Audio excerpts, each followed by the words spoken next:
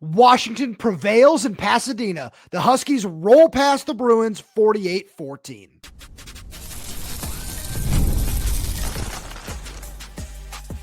You are Locked On Huskies, your daily podcast on the Washington Huskies, part of the Locked On Podcast Network, your team every day. Welcome back into another edition of the Locked On Huskies podcast. I'm Roman Tomashoff. I'm the site editor with Huskies Wire. Thank you for making this your first watch or first listen of the day, as we are part of the Locked On Podcast Network, the #1 sports podcast network. And today's episode is brought to you by Game Time. Download the Game Time app, create an account, and use code LOCKDOWNCollege for $20 off your first purchase. And just a quick reminder to all you videos out there, wherever you get this podcast, YouTube, Spotify, Apple Music, Amazon Music, wherever that might be, make sure to click that subscribe button, click that little bell as well. You never miss when we post a new show. Plus, if you're on the audio only side of things, please make sure to leave us a 5-star review, as it does help the show out a lot. Now, I got a really fun show coming at all you videos out there today. I know it's a little bit late, but I am among all of the Husky and just fans, media, everyone who went down to Pasadena for this game. We're going to talk about the defense because they absolutely dominated in this game with the trio of turnovers. We'll get there in a little while. We're also going to talk about how Washington's offense just ran over this UCLA defense. But let's just dive into this game as a whole, because it was such a beautiful homage in all the worst ways to the just old Pac-12 After Dark, RIP, all that sort of stuff. And I think it's all encapsulated by one play, and that was the fake field goal. That might be the single weirdest, worst, whatever you want to say, play that I've ever seen with my own two eyes, because you could tell that something was wrong from the start. And it wasn't necessarily a very good crowd. Husky fans were certainly louder, especially by the time the game was over, because they were the only people left in the stands. But it was one of those things where you could tell something was a little bit off, and Washington checked out of a field goal block, and just kind of a safe look. And then you see the little pitch back, and from our angle in the press box, you can just see the ball just fall to the turf. And it was really odd. And then Alex McLaughlin, after he picks it up, the fact that he just had a second to kind of look around and, oh, there's nobody here. Oh, I'm going to start running. I feel like that just not only perfectly encapsulated so much that has gone on with the UCLA season, but as the Rose Bowl rumors swirl as if UCLA is going to play there next year, if they might move to SoFi Stadium, it all just kind of perfectly encapsulated what a lot of just the Pac-12 After Dark was. And the reason I wanted to start with that is because when you look at this game, this is one of those games where we talked about it a lot on the show last week, that Washington, since 1990, was 2-10 in Pasadena against the Bruins. So this is one of those games where, especially when you look at how they started, the first couple of drives being really slow, really lackadaisical. Yeah, you wind up getting a field goal in there pretty late, but there were so many missed opportunities that you had on those first couple of drives, a couple of missed deep balls. I'll talk about Demond Williams and his chemistry with Audric Harris, what might be going on with Audric's redshirt situation a little bit later on. But I just looked at that game and it was, like it felt really bad at the start, because not only was that first drive just really just symbolic of the last 6 weeks of you can't get anything going. Like, you've scored one touchdown in the first quarter of Big Ten play.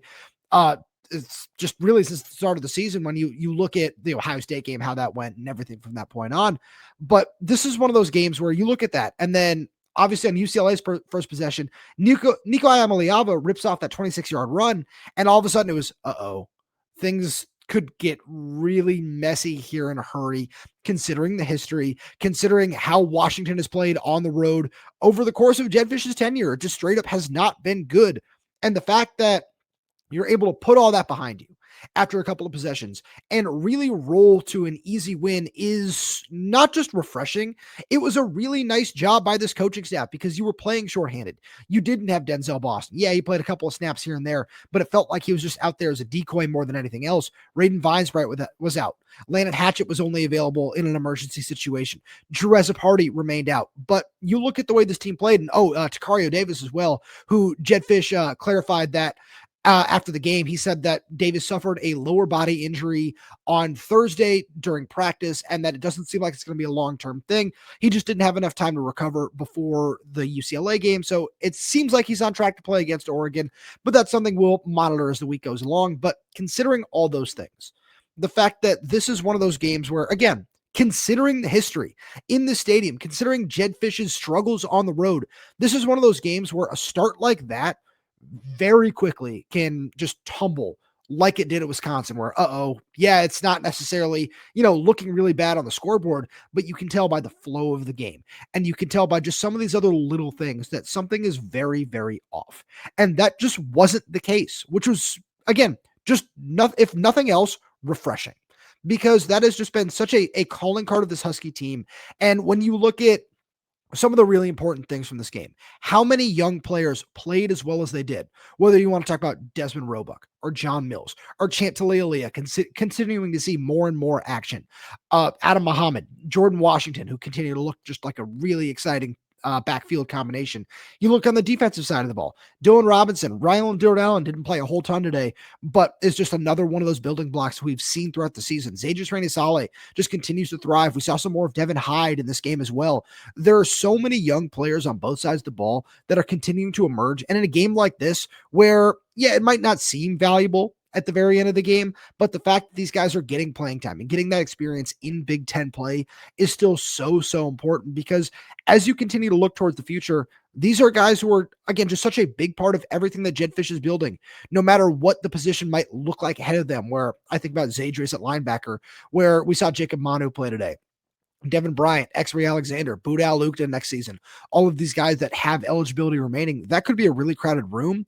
But the fact that Zaydrius continues to play and plays so well is just a sign that everything is really exciting at that position. You look at safety with Rylon and Alex McLaughlin next to him, who was Washington's leading tackler again yesterday. There are so many reasons to be excited about every single position on this team. And I think that they all kind of shine through against UCLA. And one fun little note that I want to mention in that same regard is a guy who I'm really high on, and I think we might see some more of way down the line, is Jack Schaefer. And as we're waiting on the sidelines at the end of the game to go do post-game media and everything, there's a group of UCLA students who are just yelling and cheering for 65. They're like, "Hey, 65, why aren't you playing?" Whatever. It was hilarious. And then all of a sudden he puts his helmet on and he goes in the game, much to the delight of all of those students in attendance. And I just thought a moment like that is really fun.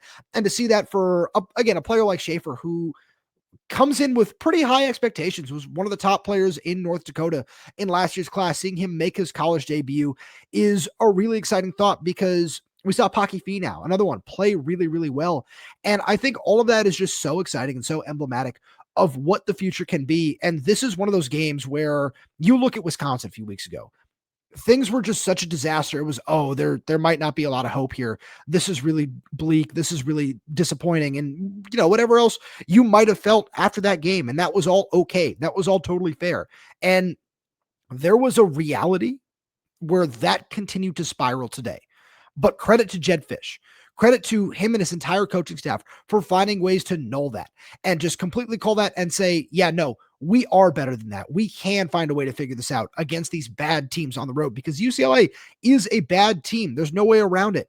And the fact that Jacob Manu played in this game, I saw that there is some frustration from some fans, but credit to Jedd Fisch after the game, who stood up there and said, yeah, I made a promise to him and his family that he would be able to play in his hometown, where he went to Servite High School a little bit further south in Orange County, and play in front of all of his family and friends. And credit to him for that. And Jonah Coleman, it might not have been the best decision to do this at 34-7, but the fact that Jedd left him in there, or put him back in the game, and help him move up the UW record books in terms of touchdowns scored is awesome. And those are the things where, they might rub you the wrong way in one way or another, because Jonah playing hurt, Jacob Manu not being able to play against Oregon now.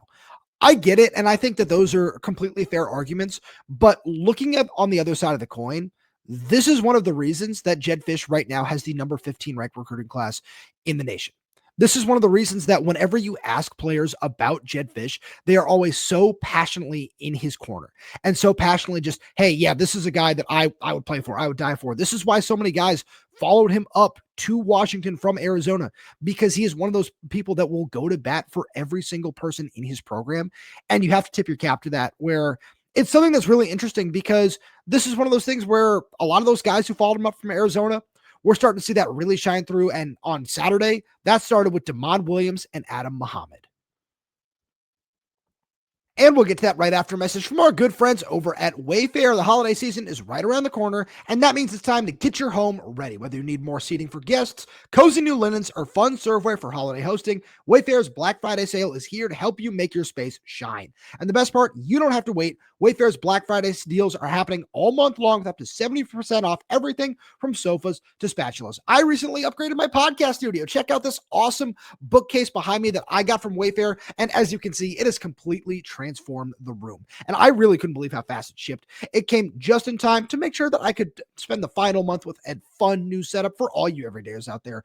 Don't miss out on early Black Friday deals. Head to wayfair.com now to shop Wayfair's Black Friday sale for up to 70% off. That's WAYFAIR.com. Sale ends December 7th. We've also got a message from our good friends over at Doer. I'm so excited to talk about these new jeans because I rocked them again at the UCLA game. They are just so comfortable. I can't even begin to tell you how life-changing they are because they have 5 times the stretch of traditional denim and they're antibacterial, meaning your jeans stay fresh longer so you can wear more and wash less. And made with Cool Max that regulates your body temperature and wicks moisture, they keep you cool and comfortable as temperatures change.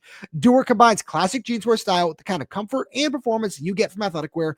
It really is the best of both worlds. And they're designed to look great and stay comfortable all day, no matter what you're doing. Simply put, Doer makes the world's most comfortable pants without having to sacrifice style. Trust me, once you try these, they'll be your go-to. Get a pair for yourself or as an amazing holiday gift. Go now to shopdoer.com/LockedOnSeattle. You'll get 15% off your first order. That's shopdoer.com/LockedOnSeattle for 15% off. One more time, shopdoer.com/LockedOnSeattle. A fun little stat right off the bat for you here. Washington has rushed for 212 yards in this game for the second straight week. They also did that last week against Purdue. And this was just a really fun game to watch offensively for the Huskies after the first few drives. And like I said a couple minutes ago, yes, this was a very bad UCLA team. I fully understand that. But this Husky team needs to continue to show that they can beat these bad teams, especially on the road. And it was great to see them do that in this game. And it was really nice to see Adam Mohammed lead the way where, yes, Jonah was in there on a limited capacity, but seeing Adam really have another breakout game against, yes, a bad UCLA defense that was allowing 194.2 rushing yards per game coming into this. It was still just more so about what Adam was doing outside of just, churning out yards. Because yes, the offensive line did a tremendous job. I'll get to them in a minute here as well. But some of the holes that you could see Adam just get skinny and just get vertical and work his way through as well was a lot of fun to watch because those were things that as he's continued to just progress and develop over the course of his career, we weren't seeing a lot of that last year and we weren't seeing some of that earlier this year as well. So the fact that he is continuing to just find that next step in his progression and find all these different things to do that he needs to just continue to do to succeed at the Big Ten level, whether it be the contact balance, continue to get better, finding different ways to break tackles and get shifty. It's very clear he's trying to figure out how he can be more elusive while also just continue to learn how strong he is and how he can run through guys, because at the high school level, he didn't need to do anything but run around or run through people. And now that he has just found a bigger role, and, with Jonah Coleman graduating, obviously that's going to be the case either way, but finding this bigger role with Jonah's injury has been so beneficial for him because you can see the progression over these last 2.5 games with the second half of Wisconsin, how he played then, how he played last week against Purdue, and how that continued to carry over today. Yes, again, they are bad defenses. I understand that. But that doesn't take away from what Adam is doing and how it just looks on film, because as he continues to grow, as he continues to mature, we're going to see more and more of those things next season as he continues to take on this bigger role. And it's a lot of fun when he doesn't have to do it alone, because Washington's running game is made up of so many different exciting elements. One of my favorite plays of the night was the 4th and 1 where they lined up in the I formation with Adam at fullback and Jordan Washington as the tailback, and running the fake fullback dive with the pitch out to Washington, who runs around the end and picks up 12 yards and first down. I love that play so much because it's not necessarily the most creative thing in the world, right? We see that all the time. The Detroit Lions love doing stuff like that with David Montgomery and Jahmyr Gibbs, but It's just getting the most out of Jordan Washington. I want to see you, if you're Jedd Fisch, I want to see you continue to do that, because there is so much more that kid has in the tank that we saw in this game against UCLA as well. And you combine his 10-2, 10-3 speed with Adam Mohammed and his size and skill and athleticism, plus Dezmen Williams and what we saw from him in this game on the ground. It's such an exciting thought for what all of those three guys bring together. And then you think about 2026 and you add in a Brian Bonner element as well. I had to throw his name in here since he picked Washington over UCLA. But you look at just all the different elements that Washington's running game holds, and we saw them all in this game. It's so exciting to think about, because you think about an extra year for John Mills, for Champ Taulealea, for Paki Finau, for what Cody Green might be able to bring to you, for Zach Henning, who continues to look really good, Landon Hatchett coming back, Drew Party, whatever his situation might be next season, if he decides to come back to school instead of entering the NFL draft. There are so many different options for what this running game could look like.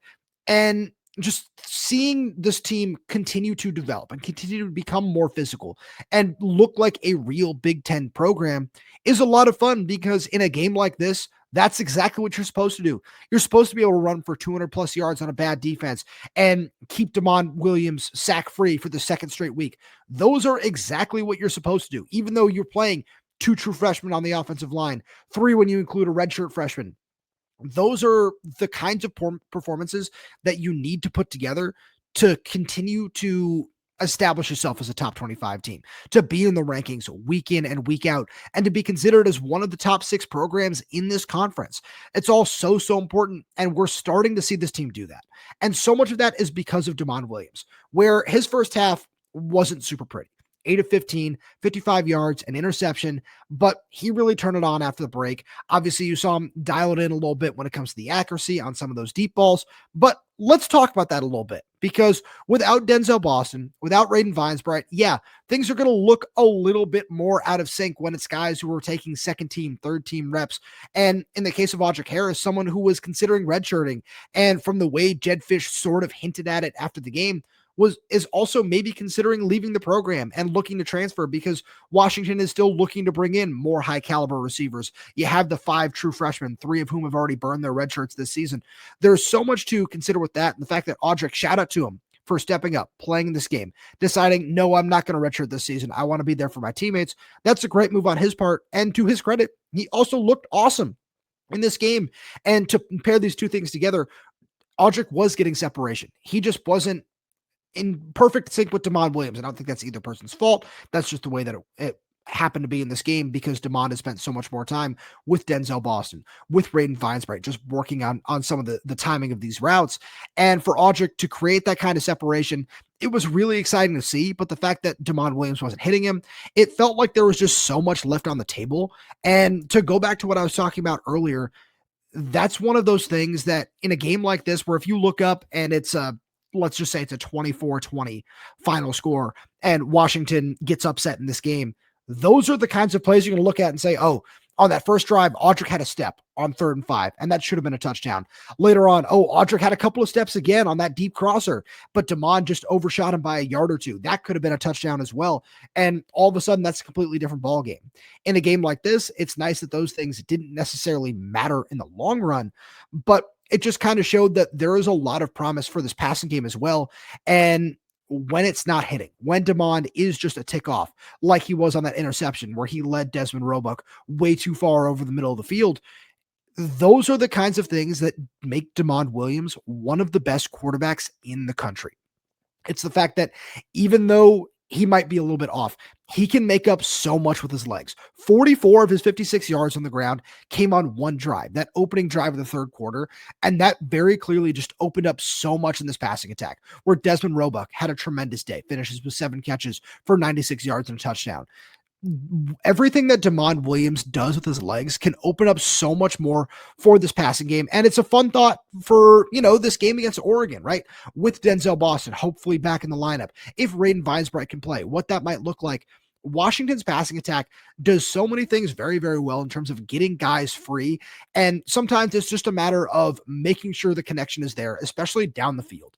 And that's something where we've seen Dezmen Williams be incredibly accurate with some of those deep shots earlier in the year. And I think some of that in that UCLA game just kind of evened out where he was, I think it was 20 or 25% over expectation when completing passes 20 plus yards down the field.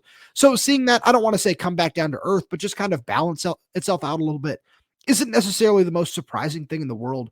But continuing to see Dezmen thrive and be just the catalyst of this offense is so exciting because, again, you think about what this game means for the future. When Jedd Fisch spent a lot of time after the game talking about somebody like Chris Lawson, who made a really nice adjustment on a slightly underthrown deep ball for a 42-yard play that set up a touchdown a few plays later.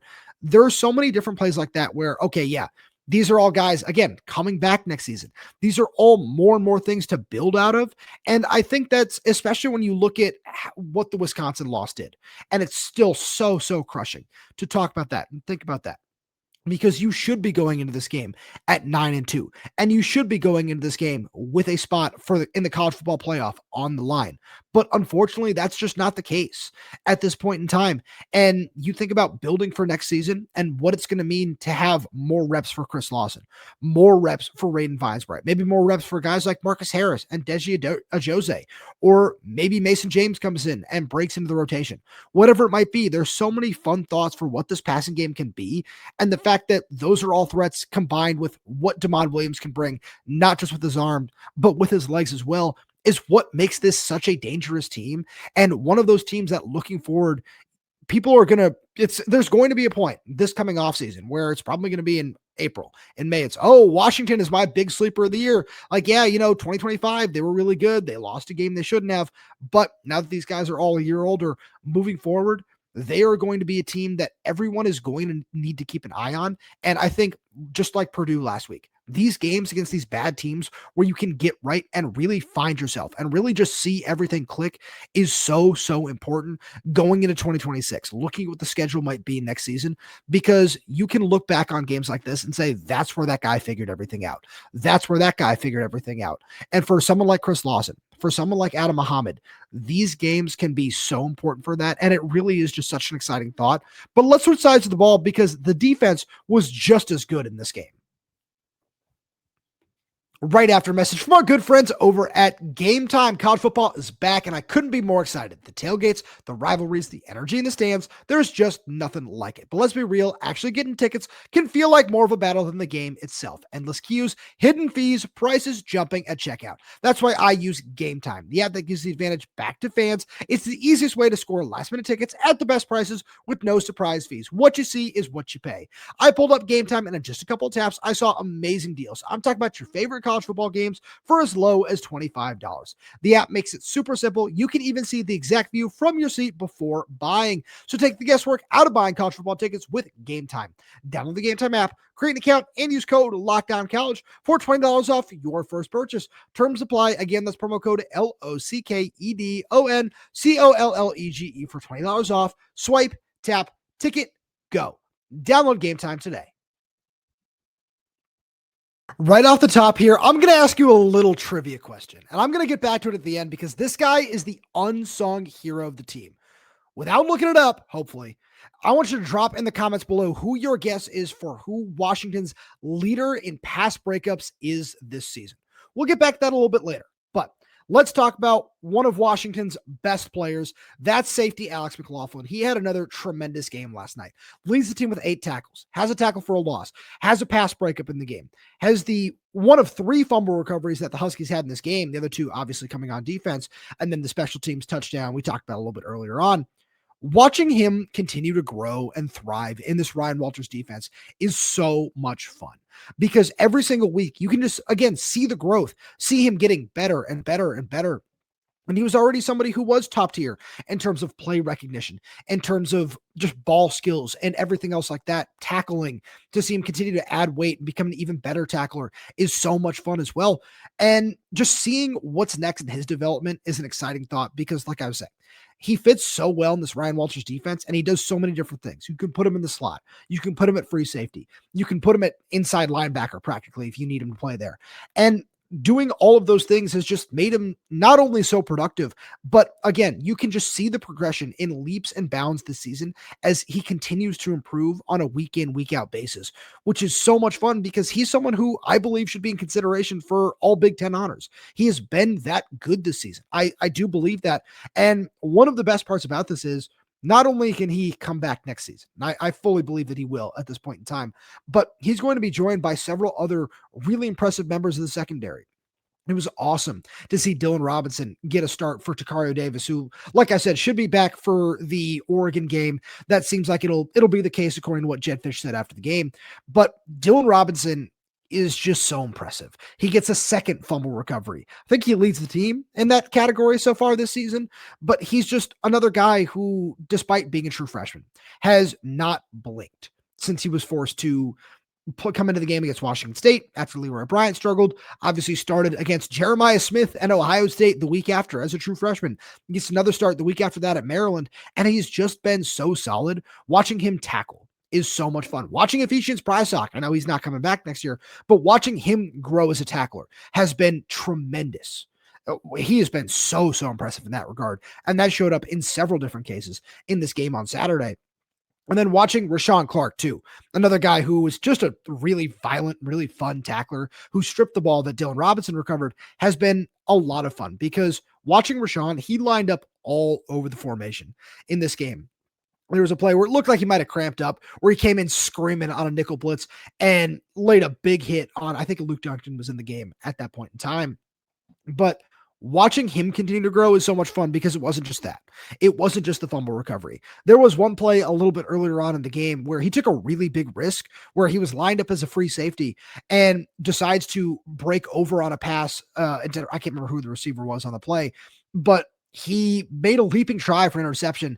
And while he mistimed his jump just a little bit and the ball did get through to the receiver, I think he just got to his eye line just enough to force a drop because it looked like the receiver might have mistimed just when the ball might have gotten there. And you have to give credit to Rahshawn for making a play like that.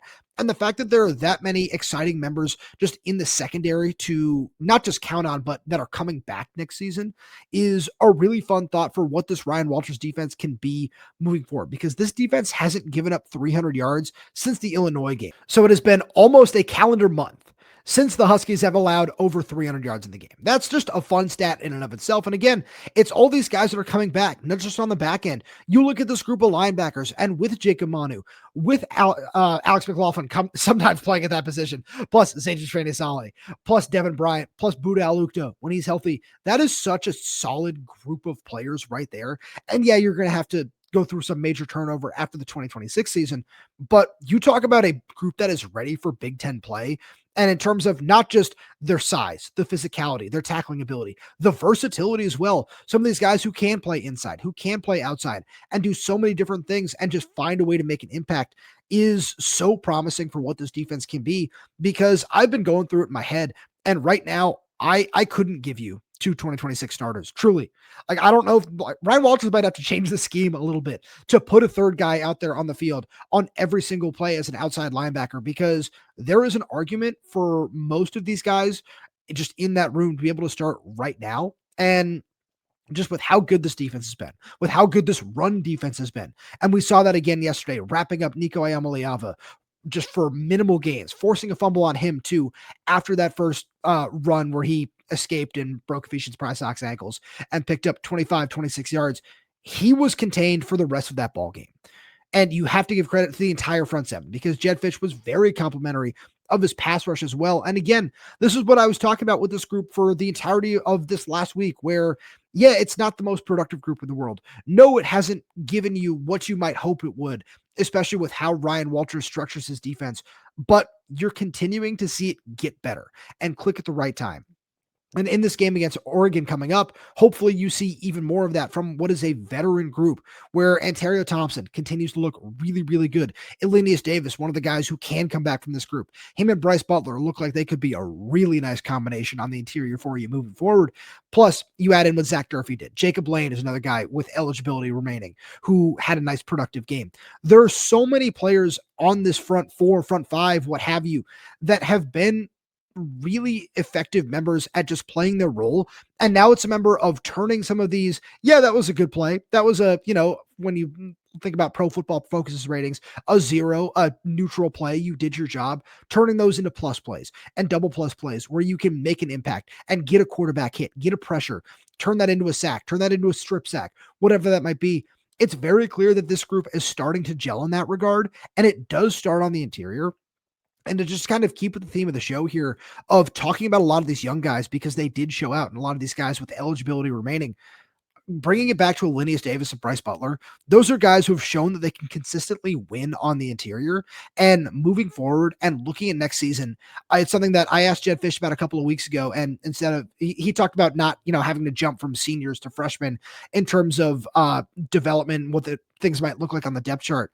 All of a sudden, you have that depth that you're looking for on the interior, especially if you can combine that with a couple of guys in the transfer portal. It's, oh yeah, we have these experienced guys who we know can be productive for us, plus these other guys who maybe have been productive elsewhere, plus whatever else you're bringing in with true freshmen like J.D. Hill now and Tiayu Mukais and Derek Coleman-Brusa. There are so many fun, positive things to look at from the standpoint of what this defensive line can be next season and continuing to just move forward and find ways to get more productive, that you can't help but be excited about what that group can bring.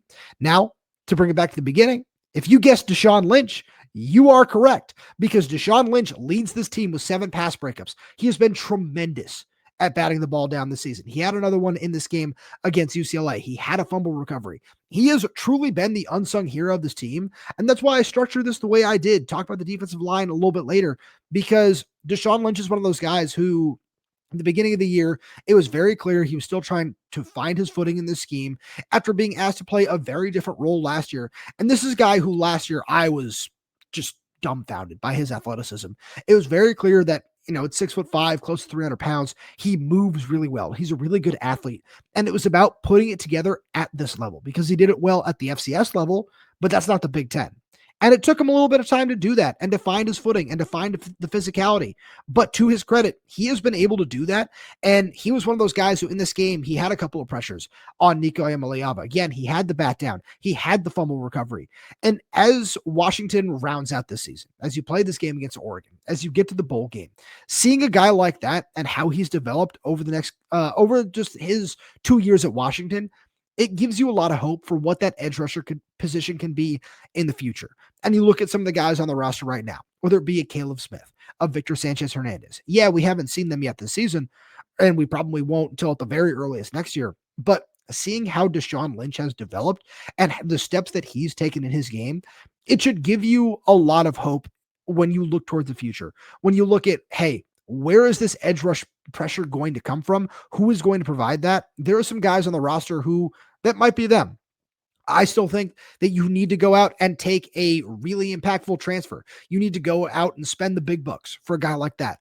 But combine that with the coaching that we've seen from this team and from how these guys are continuing to take a step forward in their development in game after game after game. It's a really, really exciting thought. But that's all I got for you today. Thank you so much for tuning in. I really do appreciate it. If you like everything we have to offer here on Locked On Huskies, please make sure you subscribe wherever you get your podcasts, whether that's YouTube, Spotify, Apple Music, Amazon Music. We're there. We're everywhere. We're updating this channel with new content every single day. So please make sure you click that like button, click that little bell so you don't miss when we post new show. Plus, if you have any questions, comments, concerns, drop them right down below in the comment section. And if you're audio only, please leave us a 5-star review, as it does help us out a lot. Thank you so much for tuning in, and we'll talk to you on Monday.